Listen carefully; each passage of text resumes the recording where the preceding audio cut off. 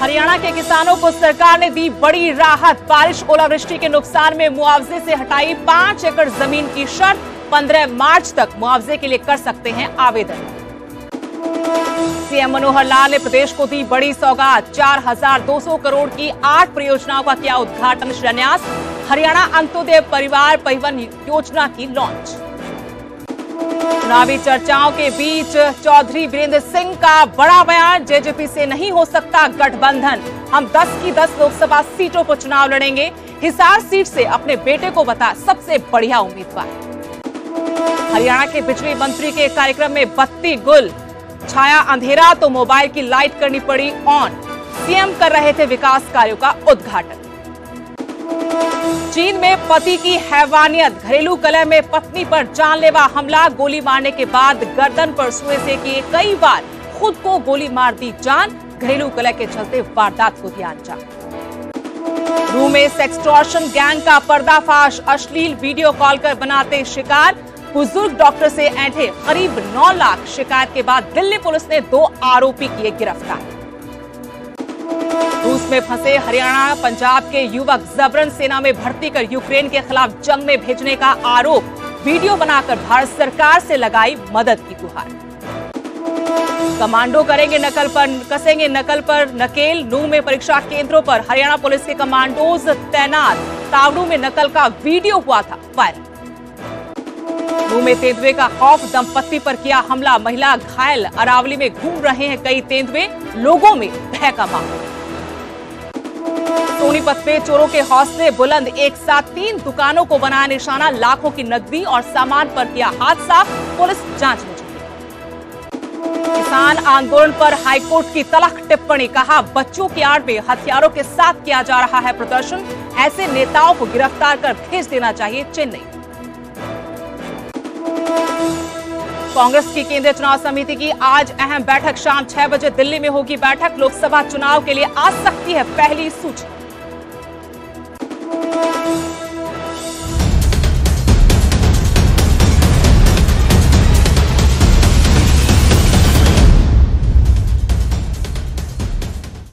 नमस्कार, स्वागत है आपका हरियाणा प्राइम में। आपके साथ मैं हूं स्तेश नैन। मोर बुलेटिन की शुरुआत करेंगे बड़ी खबर के साथ। लोकसभा चुनाव से जुड़ी बड़ी खबर। हरियाणा में नए चेहरों पर बीजेपी दांव लगा सकती है। आधे सांसदों की टिकट काटी जा सकती है। सूत्र जानकारी दे रहे हैं कि लोकसभा चुनाव में हरियाणा बीजेपी नए चेहरों पर दांव लगा सकती है। आधे सांसदों के टिकट काटे जा सकते हैं। 4 से 5 नए चेहरों को उतारने की तैयारी की जा रही है। 10 मार्च को चुनाव समिति की बैठक हो सकती है। अभी हरियाणा की सभी 10 सीटों पर बीजेपी का कब्जा है, लेकिन गठबंधन को लेकर तमाम अटकलों के बीच ये अपने आप में बड़ी खबर कि हरियाणा बीजेपी लोकसभा चुनाव में आधे सांसदों का टिकट काट सकती है। ये सूत्र जानकारी दे रहे हैं कि 4 से 5 नए चेहरों को चुनावी अखाड़े में इस बार उतारा जा सकता है। 10 मार्च को चुनाव समिति की बैठक, जिसमें फैसला हो सकता है उम्मीदवारों के नामों का। अभी हरियाणा की सभी 10 लोकसभा सीटें बीजेपी के पास है, लेकिन अब सूत्र जानकारी दे रहे हैं कि आधे सांसदों के टिकट काटे जा सकते हैं। जिताऊ उम्मीदवारों पर अब बीजेपी दांव खेलेगी। आधे से ज्यादा सांसदों के टिकट काटकर नए चेहरों को चुनावी दंगल में उतारने की तैयारी की जा रही है। लोकसभा चुनाव से जुड़ी हरियाणा की बड़ी खबर, जहां अभी उम्मीदवारों का ऐलान नहीं हुआ है। मंथन के कई दौर हो चुके हैं। ऐसे में ये बड़ी खबर सूत्र दे रहे हैं कि आधे सांसदों का टिकट काटा जा सकता है। नए चेहरों पर, मोहरों पर दांव खेला जा सकता है।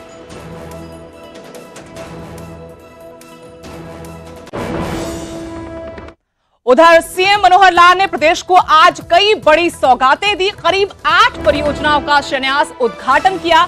22 जिलों में 4200 करोड़ की परियोजनाओं का शुभारंभ किया। वर्चुअली ये उद्घाटन शिलान्यास किए गए।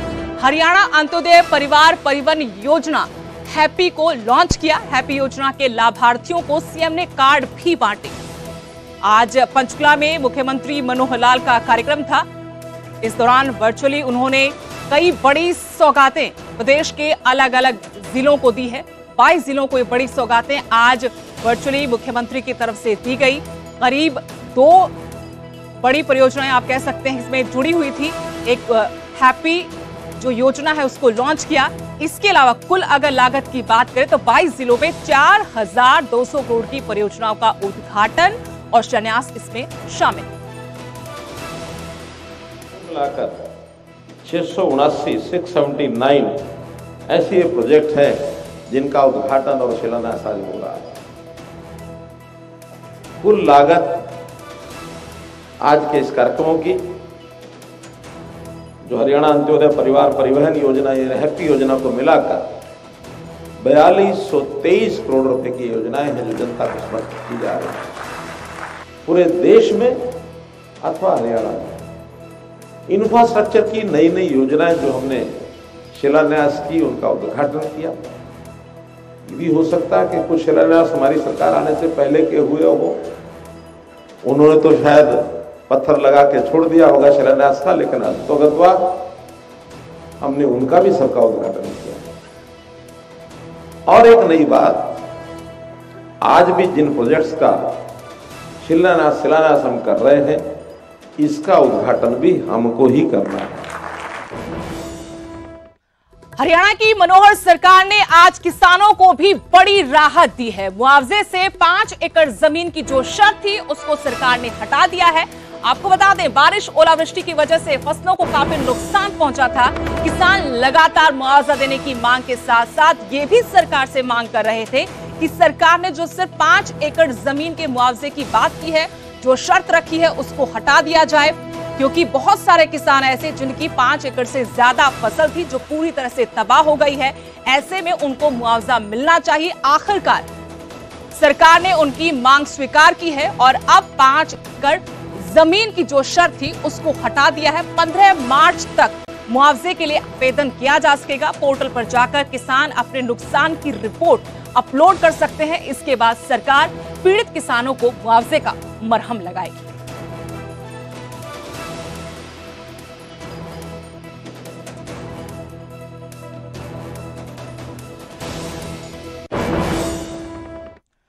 उधर बिजली मंत्री के कार्यक्रम में एक बार फिर से बत्ती गुल हो गई। फतेहाबाद में उनका कार्यक्रम था जहां बिजली चली गई। सीएम वर्चुअली विकास कार्यों का उद्घाटन कर रहे थे और फतेहाबाद से बिजली मंत्री जुड़े हुए थे।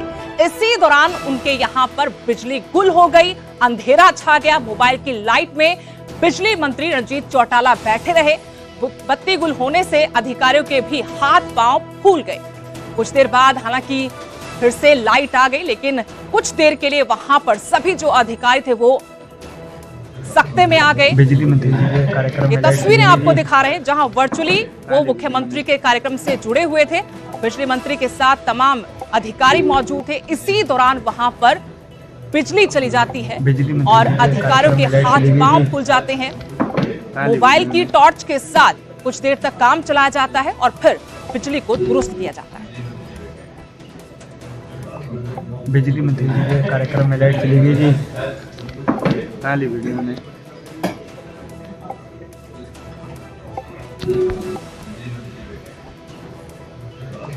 बिजली मंत्री जी के कार्यक्रम में लाइट चली गई जी। हाँ ली वीडियो में जींद में पति की हैवानियत सामने आई। यहां घरेलू कलह में पत्नी पर पति ने जानलेवा हमला कर दिया। पहले गोली मारी अपनी पत्नी को, फिर सुए से उसकी गर्दन पर कई दफा वार किए। खेत में जाकर खुद को भी गोली मार ली। मरने से पहले सुसाइड नोट लिखा। घायल महिला को राहगीरों ने किसी तरह से अस्पताल पहुंचाया, जो खतरे से बाहर बताई जा रही है। जींद के शीतलपुरी कॉलोनी का ये मामला है जहां पति की हैवानियत सामने आई। 20 साल पहले दोनों की शादी हुई थी और जो महिला है वो जूनियर लेक्चरर थी। आज उसके पति ने कहा कि वो उसे स्कूल छोड़ देगा। इसी दौरान बीच रास्ते उसने अपनी पत्नी पर वार किया। पहले गोली मारी, जब उससे नहीं मरी तो सुए से उस पर कई दफा वार किए। उसके बाद खुद खेत में जाकर गोली मारकर आत्महत्या कर ली। सुसाइड नोट भी मिला है पुलिस को। पुलिस पूरे मामले की तफ्तीश कर रही है। नाम के लड़के ने अपने घरवाली पे गोली चलाई है और उनको सुए से घोंप दिया है। जिस सूचना पे हम हॉस्पिटल में पहुंचे, हमने उसकी पत्नी कुसुम, जो कि थाना स्कूल में जूनियर लेक्चरर है, उसके बयान अंकित करे और मनोज के खिलाफ 307 और आर्म्स एक्ट के अंतर्गत मुकदमा दर्ज किया, उसकी तलाश की। लेकिन शाम को एक सूचना मिली कि मनोज कुमार ने खुद भी सुसाइड कर लिया है। मौका पर पहुंचकर उसके शव को कब्जे में लिया गया। फिर सीन ऑफ क्राइम टीम मौके पर बुलाएगी, अधिकारी मौके पे आए और अब उसकी डेड बॉडी को यहाँ पोस्टमार्टम के लिए लेके आए हैं। पोस्टमार्टम के बाद जो काज ऑफ डेथ आएगा उसके अनुसार कार्रवाई की जाएगी। नूह में सेक्सटॉर्शन गैंग का पर्दाफाश किया गया है। अश्लील वीडियो कॉल कर ये शिकार बनाते थे लोगों को। बुजुर्ग डॉक्टर की शिकायत पर दिल्ली पुलिस ने कार्रवाई की है। अश्लील वीडियो कॉल के जरिए बुजुर्ग को ब्लैकमेल किया गया। बुजुर्ग से इन आरोपियों ने करीब 9 लाख रुपए ऐंठ लिए। नूह से गैंग के 2 शातिर सदस्यों को गिरफ्तार कर लिया गया है। दिल्ली पुलिस ने कॉल डिटेल्स के आधार पर इनको गिरफ्तार किया। ये गैंग वीडियो कॉल करता था, अश्लील वीडियो कॉल उसको रिकॉर्ड कर ये अपना शिकार बनाते थे लोगों को, उनसे पैसे ऐंठते थे। इसी तरीके से एक बुजुर्ग डॉक्टर को अश्लील वीडियो कॉल कर उसे ब्लैकमेल किया गया। करीब 9 लाख रुपए बुजुर्ग डॉक्टर से ऐंठ लिए। कुछ देर बाद जब लगा कि ये बहुत बड़ा गिरोह है तो पीड़ित ने दिल्ली पुलिस को इसकी शिकायत की और दिल्ली पुलिस ने कॉल डिटेल्स खंगालने के बाद सबूत जुटाकर 2 आरोपियों को गिरफ्तार किया। हमें थोड़ा सा कंफर्मेशन सा मिला कि शायद ये जो बंदा था ये एक इसी तरह के सेक्सटॉर्शन रैकेट का पार्ट है।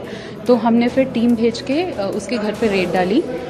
वो और उसके भाई को हम पकड़ने में सक्सेसफुल रहे और इनकी पोजीशन से 7 मोबाइल फ़ोन्स रिकवर किए, जिसमें से जो ओरिजिनल डिवाइस था हमारे कंप्लेनेंट की वीडियो कॉल करने वाला और उसको जो एक्सटॉर्शन कॉल्स आती थी उसका जो मोबाइल और सिम कार्ड था, ये चारों चीज़ें रिकवर करने में भी वो सक्सेसफुल। इसके अलावा इनके बैंक अकाउंट्स से हम 25 और केसेस ऐसे लिंक कर पाए हैं जिनको अभी वेरीफाई करना बाकी है। हरियाणा में अब कमांडोज नकल पर नकेल कसेंगे। 10वीं की परीक्षा में नकल के बाद अब सुरक्षा चाक चौबंद कर दी गई है। नूह से वीडियो वायरल हुआ था तावड़ू से, जहां पर जमकर 10वीं की परीक्षा में नकल करवाई जा रही थी। इस खबर को न्यूज 18 पंजाब हरियाणा ने भी प्रमुखता के साथ दिखाया था और अब इसी के मद्देनजर शिक्षा मंत्री ने सख्ती दिखाई। वहां पर कमांडोज को नियुक्त किया है। परीक्षा केंद्र के बाहर पहले जैसी भीड़ तो नहीं दिखी, लेकिन कमांडोज पूरी तरह से मुस्तैद। वीडियो वायरल हुआ था किस तरीके से नकल करवाई जा रही है। विपक्ष ने भी इस मुद्दे को जोर शोर से उठाया था, इसे शर्मनाक बताया था कांग्रेस सांसद दीपेंद्र हुड्डा ने। इसके बाद अब स्थानीय प्रशासन के साथ ही शिक्षा विभाग और खुद शिक्षा मंत्री सख्त नजर आ रहे हैं। तावड़ू में नकल का जो वीडियो आया था उसके बाद यहां कमांडोज को तैनात किया है ताकि किसी तरीके से भी नकल को रोका जा सके। कमांडोज की तैनाती के बाद परीक्षा केंद्रों पर अब भीड़ पहले जैसी दिखाई नहीं दी। आपको तस्वीरें दिखा रहे कि बोर्ड की जो परीक्षाएं चल रही हैं हरियाणा में, उसमें कैसे नूह के इलाकों में जमकर परीक्षा केंद्रों पर भीड़ जुटती है जो नकल करवाते हैं। अब कमांडोज के हवाले इन परीक्षा केंद्रों को छोड़ा गया है ताकि नकल पर नकेल कसी जा सके। अभी चेयरमैन हरियाणा एजुकेशन बोर्ड से बात हुई, हमने ज़्यादा से ज़्यादा जो पुलिस है वहाँ पर पहुँचाई है। साथ ही साथ हमने चेयरमैन महोदय से भी ये बात कही है कि जितनी भी एक्स्ट्रा फ्लाइंग होती है वो आप नूह जिले के लिए आप रखवाइए और हम चेक भी करें। साथ ही साथ मैं यहाँ पर जो जितने भी परिवार के लोग होते हैं, देखिए एक सामूहिक चीज़ है ये। बच्चा सिर्फ प्रशासन का नहीं है, माँ बाप का भी है, गुरुज का भी है। तो मैं एक उनसे निवेदन करना चाहूँगा कि हर चीज़ की शुचिता हम बनाए रखें। 50% सरकारी स्कूलों में टीचर नहीं है, व्यवस्था बिल्कुल चरमराई पड़ी है और इस वजह से राज्य सरकार का जो प्रबंधन है वो फेल होता जा रहा है। और मैं समझता हूँ कि राज्य सरकार साजिश करके सरकारी स्कूलों को और सरकारी स्कूल में पढ़ने वाले बच्चों को शिक्षा से वंचित रखना चाहती है।